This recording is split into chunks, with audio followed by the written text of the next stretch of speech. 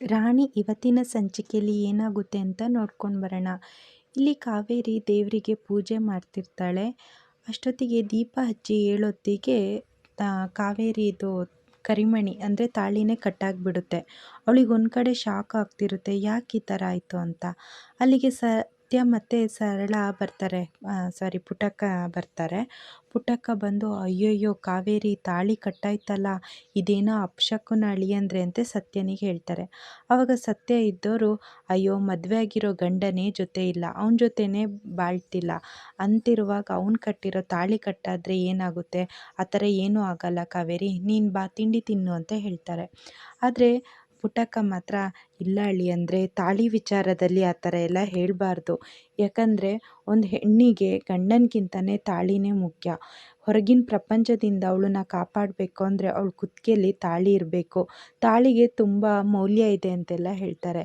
ಅಯ್ಯೋ ಕಾವೇರಿ, ನೀನು ಅದ್ರ ಬಗ್ಗೆ ಎಲ್ಲ ಚಿಂತೆ ಮಾಡಬೇಡ, ಬಾ ನೀನು ತಿಂಡಿ ತಿನ್ನು ಅಂತ ಸತ್ಯ ಹೇಳ್ತಾರೆ. ಪುಟ್ಟಕ್ಕ, ಈಗಿನ ಕಾಲದ ಮಕ್ಕಳಿಗೆ ಎಷ್ಟು ಹೇಳಿದ್ರು ಅಷ್ಟೇ ಅಂತ ಪುಟ್ಟಕ್ಕ ಮತ್ತು ಸತ್ಯ ಹೋಗಿ ತಿಂಡಿ ತಿನ್ನೋಣ ಅಂತ ಕೂತಿರ್ತಾರೆ. ಈ ಕಡೆ ಕಾವೇರಿ ಮಾತ್ರ ತುಂಬ ಯೋಚನೆ ಮಾಡ್ತಿರ್ತಾಳೆ, ಯಾಕೆ ಕಟ್ಟಾಯಿತು ಅಂತ. ಅಷ್ಟೊತ್ತಿಗೆ ಅಲ್ಲಿ ಚಂದು ಮತ್ತು ರಾಣಿ ಬರ್ತಾಳೆ. ರಾಣಿ ಬಂದವಳು ಅವಳು ಕರಿಮಣಿ ಕಟ್ಟಾಗಿರೋದನ್ನ ಇಟ್ಕೊಂಡು ಕಾವೇರಿ ನೋಡ್ತಾನೆ ಇರ್ತಾಳೆ. ರಾಣಿ ಕೇಳ್ತಾಳೆ, ಅಮ್ಮ ಯಾಕಮ್ಮ ಬೇಜಾರಲ್ಲಿದೆಯಾ, ಏನಾಯ್ತಮ್ಮ ಅಂತ ಕೇಳ್ತಾರೆ. ಚಂದುನು ಕೇಳ್ತಾರೆ, ಯಾಕತ್ತೆ ಏನಾಯಿತು, ಯಾಕೆ ಬೇಜಾರಲ್ಲಿದ್ದಾರೆ ಅಂತ. ಆದರೆ ಸತ್ಯ ದೂರದಿಂದನೇ ಕಾವೇರಿ ಇನ್ನೂ ಕರಿಮಣಿ ಇಟ್ಕೊಂಡೇ ನಿಂತಿದ್ದಾಳಲ್ಲ, ತಿಂಡಿಗೂ ಬರ್ತಿಲ್ಲಲ್ಲ, ಏನು ಯೋಚನೆ ಮಾಡ್ತಿರ್ತಾಳೆ ಅಂತ ಅಲ್ಲೇ ನಿಂತ್ಕೊಂಡು ನೋಡ್ತಾ ಇರ್ತಾಳೆ ಕಾವೇರಿನ. ಕಾವೇರಿ ಈ ಕಡೆ ಅಯ್ಯೋ ಕಟ್ಟಾಗಿದೆ ಅಲ್ಲ ಅಂತಲೇ ಯೋಚನೆ ಮಾಡ್ತಾ ಬೇಜಾರಲ್ಲಿ ನಿಂತಿರ್ತಾಳೆ. ಈ ಕಡೆ ಚಂದು, ರಾಣಿ ಬನ್ನಿ ನೀವಾರು ತಿಂಡಿ ತಿನ್ನಿ, ಕಾವೇರಿ ಬಾ ತಿಂಡಿ ತಿನ್ನು ಅಂತ ಕರೀತಾರೆ. ಈ ಕಡೆ ಕಾವೇರಿ, ಚಂದು ಹೋಗು ನೀನು ತಿಂಡಿ ತಿನ್ನು, ನಾನು ಬರ್ತೀನಿ ಅಂತ ಹೇಳಿ ಆ ಕರಿಮಣಿನ ಒಂದು ದಾರದಲ್ಲಿ ಪೋಣಿಸಿ ಅಂದರೆ ಕಟ್ಟಾಗಿರೋ ಕರಿಮಣಿನ ಸರಿ ಮಾಡ್ತಾ ಇರ್ತಾಳೆ.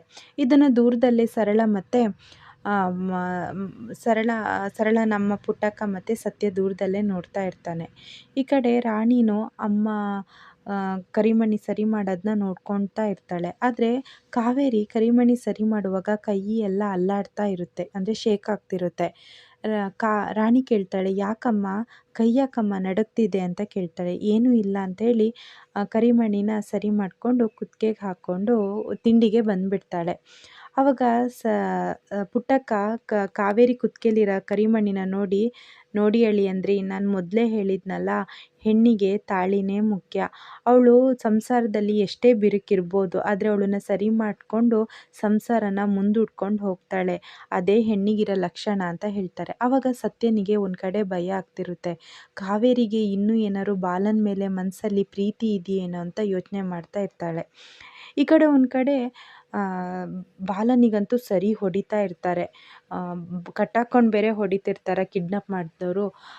ಬಾಲ ಕೇಳ್ತಿರ್ತಾನೆ, ಯಾರೋ ನಿಮ್ಮನ್ನು ಕಳಿಸಿರೋದು, ಯಾರೋ ಇದೆಲ್ಲ ಮಾಡಿದ್ದು, ನನ್ನ ಕೈ ಕಟ್ಟಿರೋದು ಬಿಚ್ಚರೋ, ಆಮೇಲೆ ನಿಮ್ಮನ್ನು ನೋಡ್ಕೊಳ್ತೀನಿ, ಯಾರೋ ನಿಮಗೆ ಧೈರ್ಯ ಇಲ್ವನ್ರೋ ನಿಮಗೆ ಅಂತ ಹೇಳ್ತಿರ್ತಾನೆ. ಆದರೆ ಇಲ್ಲಿ ರೌಡಿಗಳು ಸರಿಯಾಗಿ ಹೊಡಿತಾ ಇರ್ತಾರೆ. ಈ ಕಡೆ ವರದ ಫೋನ್ ಮಾಡ್ತಾನೆ. ಫೋನ್ ಮಾಡಿ ರೌಡಿಲಿ ಒಬ್ಬ ಇದ್ದವನು ವರದಂಗೆ ಫೋನ್ ಮಾಡಿ, ಬಸ್ಸು ಏನು ಮಾಡೋದು ಅಂತ ಕೇಳ್ತಾರೆ. ಈ ಕಡೆ ವರದ ಅವನನ್ನು ಮುಗಿಸ್ಬಿಡಿ, ಅವನನ್ನು ಸಾಯಿಸ್ಬಿಡಿ ಅಂತ ಹೇಳಿಬಿಡ್ತಾರೆ. ಇನ್ನೇನು ರೌಡಿಗಳು ಬಾಲನ ಸಾಯಿಸಬೇಕು ಅನ್ನೋಷ್ಟೊತ್ತಿಗೆ ಈ ಕಡೆ ವರ್ಧನ್ ತಂಗಿ ಸಾರಿಕಾ ಅಂತ ಹೊಸ ಎಂಟ್ರಿ, ಅವಳು ಬಂದು ನಿಲ್ಲಿಸ್ಬಿಡ್ತಾರೆ. ಏಯ್ ಯಾಕ್ರೋ ಇವನನ್ನ ಕಟ್ಟಾಕಿದ್ದಾರೆ ಅಂತ. ಅವಾಗ ಅಲ್ಲಿದ್ದವರು ಬಾಸ್ ಹೇಳಿದ್ದು ಅಂದ್ಕೊಂಡು ಅವ್ರು ಸೀದಾ ಹೋಗ್ತಾರೆ. ಸಾರಿಕಾ ಬಂದವಳು ಅವ್ನು ಬೇಕು ಅನ್ನೋಷ್ಟೊತ್ತಿಗೆ ಅವಳು ಬಂದು ಅವ್ರನ್ನ ಕಾಪಾಡಿಬಿಡ್ತಾರೆ.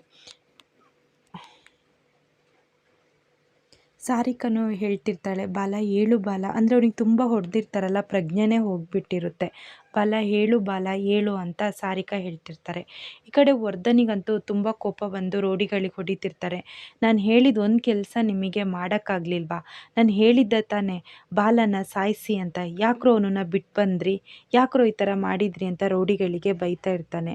ಅದರಲ್ಲಿ ರೌಡಿಗಳಲ್ಲಿದ್ದ ಒಬ್ಬ ಮೇನ್ ವಿಲನ್ ಹೇಳ್ತಾನೆ, ಇಲ್ಲ ಬಸ್ಸು, ನಾವು ಅವ್ರನ್ನ ಕಟ್ಟಾಕಿ ಇನ್ನೇನು ಸಾಯಿಸ್ಬೇಕು ಅನ್ನೋಷ್ಟೊತ್ತಿಗೆ ಮೇಡಮ್ ಅಲ್ಲಿ ಬಂದರು ಅಂತ ಹೇಳ್ತಾರೆ. ಮೇಡಮ್ಮ ಯಾವ ಮೇಡಮ್ಮು ಅಂತ ಕೇಳ್ತಾರೆ. ಸಾರಿಕಾ ಮೇಡಮ್ಮು ಅಂತ ಆಗಿದ್ದ ಸಿಚುವೇಶನ್ ಎಲ್ಲ ಹೇಳ್ತಾರೆ. ಹೌದಾ, ಹಾಗಾದರೆ ಇನ್ನು ಬಾಲನ ಮುಟ್ಟಕ್ಕಾಗಲ್ಲ. ಸಾರಿಕಾ ಬಂದಳು ಅಂದರೆ ಬಾಲನ ಇನ್ನೂ ಅವಳು ಕಾಪಾಡ್ತಾಳೆ, ಅವಳನ್ನ ಮುಟ್ಟಕ್ಕಾಗಲ್ಲ. ಅಂದರೆ ಸಾರಿಕಾ ಯಾರು ಅಂದರೆ ವರ್ಧನ್ನ ತಂಗಿ. ಅಂದರೆ ಬಾಲನ ಅವಳು ಇಷ್ಟಪಡ್ತಿದ್ದಾಳೆ ಅಂತ ಅನಿಸುತ್ತೆ. ಮುಂದಿನ ಸಂಚಿಕೆಗೆ ಅದೆಲ್ಲ ಬರುತ್ತೆ. ಹಾಗಾಗಿ ಅವಳು ಬಾಲನಿಗೆ ಏನೂ ಆಗಬಾರ್ದು ಅಂತ ಅವಳು ಅಲ್ಲಿ ಜೀವ ಕಾಪಾಡ್ತಾಳೆ. ಅದು ವರ್ಧನಿಗೆ ಗೊತ್ತಾಗಿ ಹಾಗಾದರೆ ಇನ್ನು ಅವನನ್ನ ನಮ್ಮ ಕೈಲಿ ಏನೂ ಮಾಡೋಕ್ಕಾಗಲ್ಲ ಅಂತ ಯೋಚನೆ ಮಾಡ್ತಾ ಇರ್ತಾರೆ. ಈ ಕಡೆ ಇನ್ನೇನು ಕಾವೇರಿ ಬಂದಿರೋ ಟೈಮ್ ಮುಗ್ದೋಗುತ್ತೆ. ಜೈಲಿಗೆ ಅವಳು ವಾಪಸ್ ಹೋಗಬೇಕು. ಇಲ್ಲಿ ಮಡ್ಲಕ್ಕಿ ತುಂಬ್ತಾ ಇರ್ತಾರೆ. ಆದರೆ ಸರಳ, ಪುಟ್ಟಕ್ಕ ಮತ್ತು ಲೋಹಿತಂಗೆ ಮಾತ್ರ ಕಾವೇರಿ ವಾಪಸ್ ಜೈಲಿಗೆ ಹೋಗ್ತಿರೋದು ತುಂಬ ಖುಷಿಯಾಗ್ತಾ ಇರುತ್ತೆ. ಈ ಕಡೆ ಕಾವೇರಿಗೆ ಮಡ್ಲಕ್ಕಿ ತುಂಬಿಸ್ತಿದ್ದಾಳೆ. ಎಲ್ಲರೂ ಬೇಜಾರಲ್ಲಿ ತುಂಬಿಸ್ತಾರೆ. ಆದರೆ ಈ ಸರಳ ಖುಷಿಯಾಗಿ, ಅಂದರೆ ಅವಳು ವಾಪಸ್ ಹೋಗ್ತಾಳಲ್ಲ ಅಂತ, ಅವಳು ಹೋಗಬೇಕು ಅಂತಲೇ ಕಾಯ್ತಾ ಇರ್ತಾರೆ ಯಾರು, ಸರಳ ಮತ್ತು ಪುಟ್ಟಕ್ಕ. ಹಾಗಾಗಿ ಅವಳು ಖುಷಿಯಾಗಿ ಅವಳಿಗೆ ಮಡ್ಲಕ್ಕಿ ತುಂಬಿ ಕಳಿಸ್ತಾ ಇರ್ತಾಳೆ. ಈ ಕಡೆ ಕಾವೇರಿಗಂತೂ ತುಂಬ ಬೇಜಾರಾಗ್ತಿರುತ್ತೆ. ಎಲ್ಲಿ ಹೆಣ್ಮಕ್ಳೆಲ್ಲ ತವ್ರನ್ನ ಬಿಟ್ಟು ಗಂಡನ ಮನೆಗೆ ಹೋಗ್ತಾರಲ್ಲ, ಹಂಗೆ ಅವಳಿಗೆ ದುಃಖ ಆಗ್ತಿರುತ್ತೆ. ಈ ಕಡೆ ಸತ್ಯ, ರಾಣಿ, ಚಂದು ಎಲ್ಲ ತುಂಬ ದುಃಖದಲ್ಲಿರ್ತಾರೆ. ಆದರೆ ಈ ಕಡೆ ಒಂದು ಕಡೆ ಲೋಹಿತ, ಪುಟ್ಟಕ್ಕ ಮತ್ತು ಸರಳಂಗೆ ಖುಷಿ ಆಗ್ತಿರುತ್ತೆ. ಆವಾಗ ಒಬ್ಬೊಬ್ಬರೇ ಬಂದು ಮಡ್ಲಕ್ಕಿನ ತುಂಬಿಸ್ತಾ ಇರ್ತಾರೆ. ಕಣ್ಣಲ್ಲಿ ನೀರು ಹಾಕ್ತಾ ಇರ್ತಾಳೆ. ಆವಾಗ ರಾಣಿ ಇದ್ದವಳು, ಅಮ್ಮ ನಾನು ನಿನಗೆ ಮಡ್ಲಕ್ಕಿ ತುಂಬಿಸ್ಲಾ ಅಮ್ಮ ಅಂದಾಗ, ನೀನು ನನಗೆ ಜೀವನೇ ಕೊಟ್ಟಿದ್ದೀಯ ಮಗಳೇ, ಅಂಥದ್ರಲ್ಲಿ ಮಡ್ಲಕ್ಕಿ ತುಂಬಿಸೋದ್ರಲ್ಲೇನು, ಸರಿ ತುಂಬಿಸು ಅಂತ ರಾಣಿಗೂ ಹೇಳ್ತಾಳೆ. ರಾಣಿನೂ ಮಡ್ಲಕ್ಕಿನ ತುಂಬಿಸ್ತಾಳೆ. ಕೊನೆಯದಾಗಿ ಈ ಸತ್ಯನಿಗಂತೂ ತುಂಬ ದುಃಖ ಆಗ್ತಾ ಇರುತ್ತೆ, ತುಂಬ ಅಳ್ತಿರ್ತಾನೆ. ಸರಳ ಇದ್ದವಳು ವ್ಯಂಗ್ಯವಾಗಿ ಹೇಳ್ತಾಳೆ, ಏನ್ರಿ ಇನ್ನೂ ಎಷ್ಟೊತ್ತು ಮಾಡ್ತೀರಾ, ಅಂದರೆ ಅವಳಿಗೆ ಬೇಗ ಕಾವೇರಿನ ಕಳಿಸ್ಬೇಕು ಅಂತಿರುತ್ತೆ. ಇನ್ನೂ ತಡ ಯಾಕೆ ಮಾಡ್ತೀರಾ, ಬೇಗ ಮಡ್ಲಕ್ಕಿ ತುಂಬಿಸಿ ಅಂತ ಸರಳ ಒಂಥರ ಹೇಳಿಬಿಡ್ತಾಳೆ.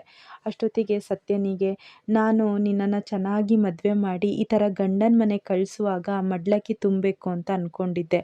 ಆದರೆ ನೋಡು, ನಾನು ಯಾವ ಸಿಚುವೇಶನಲ್ಲಿ ನಿಂಗೆ ಮಡ್ಲಕ್ಕಿ ತುಂಬಿಸ್ತಿದ್ದೀನಿ, ಮಡ್ಲಕ್ಕಿ ತುಂಬಿಸಿ ಜೈಲಿಗೆ ಕಳಿಸೋ ಪರಿಸ್ಥಿತಿ ಈ ಅಣ್ಣಂದಾಗಿದೆ ಅಂತ ಸತ್ಯ ತುಂಬ ದುಃಖದಲ್ಲಿ ಇರ್ತಾನೆ. ಆದರೂ ಬೇಜಾರಲ್ಲೇ ಮಡ್ಲಕ್ಕಿ ತುಂಬ್ತಾರೆ. ಇನ್ನೇನೆಲ್ಲ ಆಗಿ ಹೋಗಬೇಕು, ಕಾವೇರಿ ಜೈಲಿಗೆ ವಾಪಸ್ ಹೋಗಬೇಕು ಅನ್ನೋಷ್ಟೊತ್ತಿಗೆ ಸೀದಾ ವಾಪಸ್ ಹೋಗ್ತಾಳೆ ರೂಮ್ ಒಳಗೆ. ಸರಳಂಗೆಲ್ಲ ಆಶ್ಚರ್ಯ ಆಗುತ್ತೆ, ಓ ಇವಳು ಯಾಕಪ್ಪ ಮತ್ತೆ ಒಳಗೆ ಹೋದ್ಲು ಅಂತ.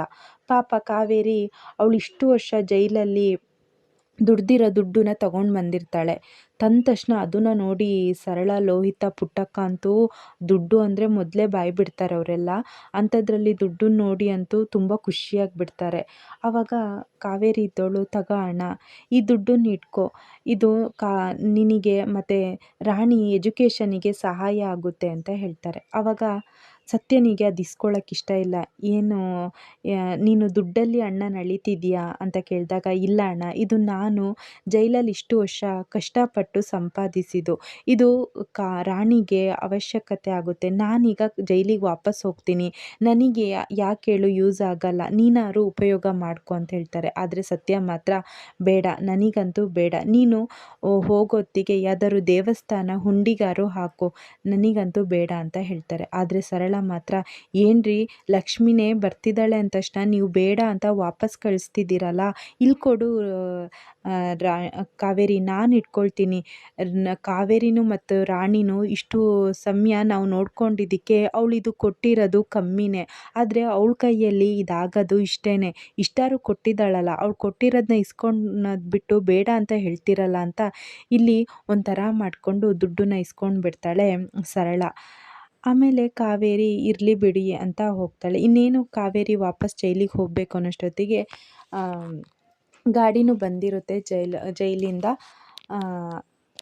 ರಾಣಿಗಂತೂ ತುಂಬ ದುಃಖ ಆಗ್ತಿರುತ್ತೆ. ಅಮ್ಮ, ನಿನ್ನಂಗೆ ಕಳ್ಸೋಕ್ಕೆ ನಂಗೆ ಒಂಚೂರು ಮನಸ್ಸೇ ಇಲ್ಲ ಅಮ್ಮ, ತುಂಬ ನನಗೆ ದುಃಖ ಆಗ್ತಿದೆ ಅಂತ ಹೇಳ್ತಾರೆ. ಇಷ್ಟು ಇವತ್ತಿನ ಸಂಚಿಕೆಯಲ್ಲಿ ನಡೆಯುತ್ತೆ.